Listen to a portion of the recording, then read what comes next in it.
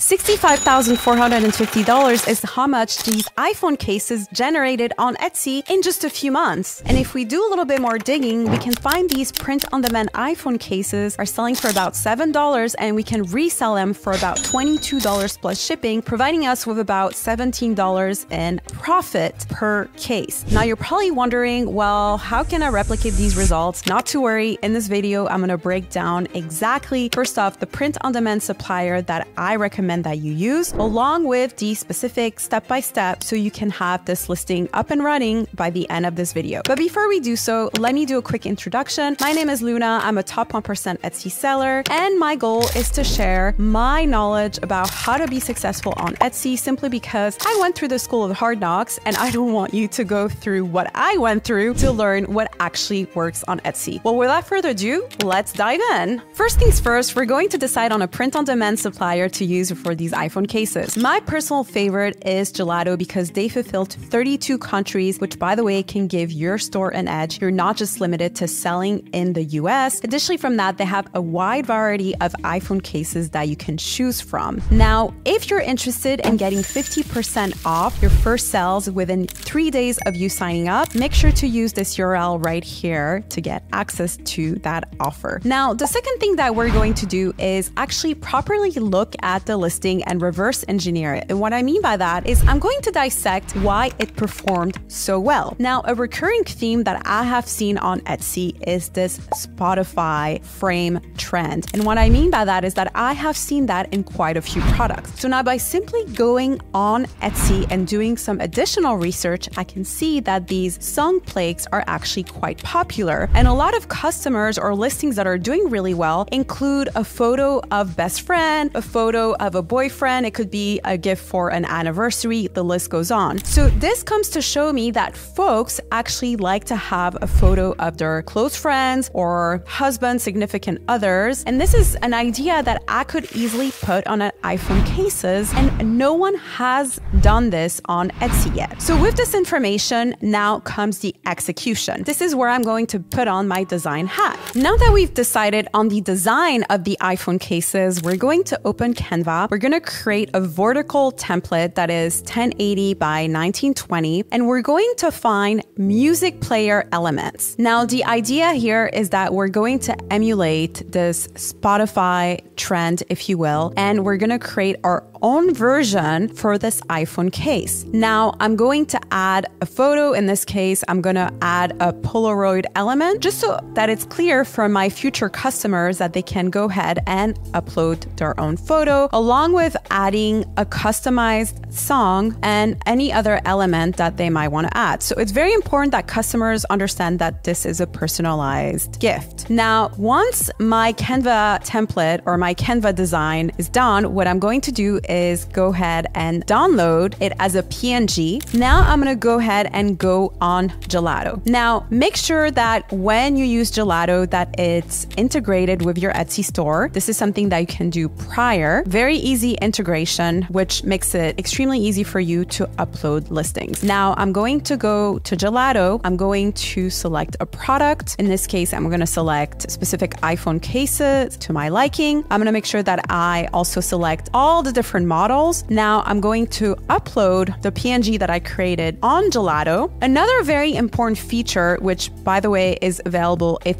you have their gold subscription, is this ability for you to add the personalized element. So then when customers are ready to make the purchase, you'll be able to take the photo and upload it within your item, which personalized gifts do really great on Etsy. They're going to continue being very popular. So this is a way for you to create something that is going to be even more emotionally triggering in a positive way for your customer. So with all that said, this is another item or feature that you might want to add and think of. So adding the personalized feature. Now, once you're done with that, what you're going to go ahead and do is you're going to add your title along with your description and tags. Now, make sure that when you add your tags that you do your research, whether using eRank or Everbee, whichever tool you like best. Usually what I like to do is look at the listing that I'm trying to emulate. I take a quick look at the tags that they're using, and based on that information, I will leverage some of the tags that they have, along with going on eRank and finding my own tags and create kind of like a mix price match. By the way, don't get so caught up on SEO. Yes, it's important, but a lot of times I find that new sellers spend too much time trying to have the perfect description, the perfect SEO, and something that is just okay is going to help you understand whether or not your listing has a chance of getting sales, and then you can come back and optimize it in the future. So with all that said, once you've done your title, you make sure that you stuffed it with as many SEO relevant keywords along with your description and your tags. The next thing that you're going to do is think about your pricing. Personally, I like to have healthy profit margins. I don't care as much as to what my competition does. A lot of folks will get intimidated because while the competition are selling their item for so low, I should try to sell it just for as low. No, this is a game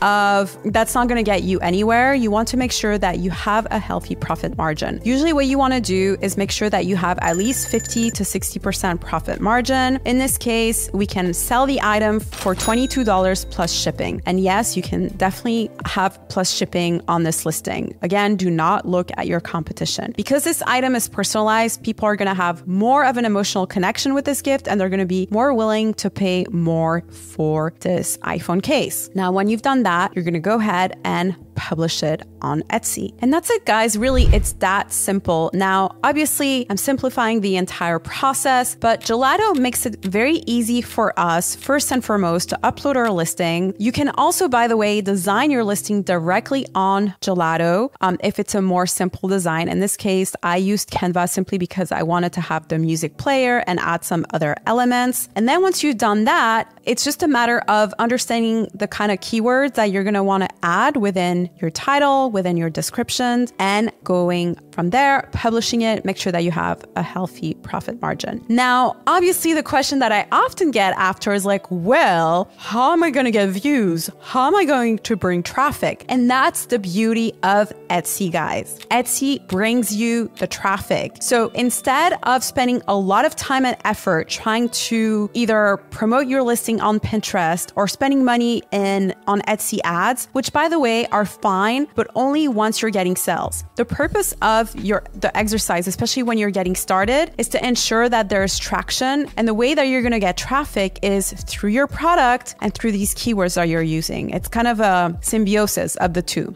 right? So it's important for you to have a product that is irresistible, that is appealing to your customer, and everything else will fall and you'll start getting sales. If you like this video, please give me a like and subscribe. Super happy to have you here. And most importantly, let me know if you have any questions in the comments section or whether or not you already got your first sales. Talk to you soon, guys.